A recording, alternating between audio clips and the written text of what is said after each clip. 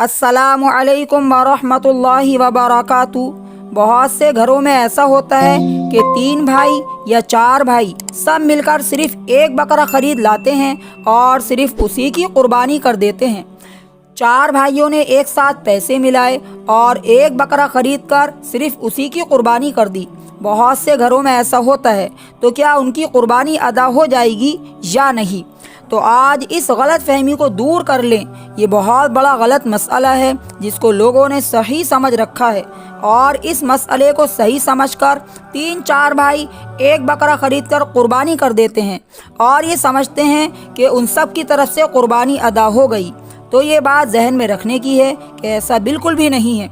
देखिए, जो भी शख्स कुर्बानी के दिनों में साहिबे निसाब है, साहिबे निसाब होने का मतलब ये है कि अगर किसी के पास इतना अमाउंट है कि सोना, चांदी, कैश, बिजनेस का सामान, ये तीनों चारों चीज़ें मिलाकर अगर किसी के पास इतना अमाउंट हो जाता है कि जिससे वो 52.5 तोले चांदी खरीद सकता है, यानी 612 ग्राम 360 मिलीग्राम चांदी जो शख्स खरीद सकता हो आज की डेट में, 612 ग्राम 360 मिलीग्राम चांदी का रेट तकरीबन 40,000 रुपये है मार्केट के अंदर। तो जिसके पास कुर्बानी के दिनों में तकरीबन 40,000 रुपये के बराबर अमाउंट है, तो वो साहिबे निसाब है और उस पर कुर्बानी करना वाजिब है। और कुर्बानी ये एक फरीज़ा है, एक इबादत है जो हर साहिबे निसाब के ऊपर अलग अलग फ़र्ज़ होती है। जिस तरह रोज़ा, नमाज और दूसरी इबादतें हर एक के ऊपर अलग अलग फ़र्ज़ होती हैं, इसी तरह कुर्बानी भी हर साहिबे निसाब शख्स पर अलग अलग ही फ़र्ज़ होगी।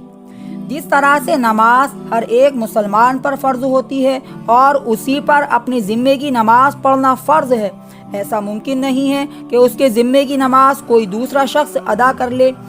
इसी तरह कुर्बानी भी हर उस मुसलमान पर वाजिब होती है जिसके पास 40,000 रुपये के बराबर आज की डेट में अमाउंट मौजूद हो। तो जिन घरों में 3-4 भाई मिलकर एक कुर्बानी करते हैं, वो इस बात को देख लें कि उनमें से जो साहिबे निसाब है उस पर अलग कुर्बानी करनी वाजिब है।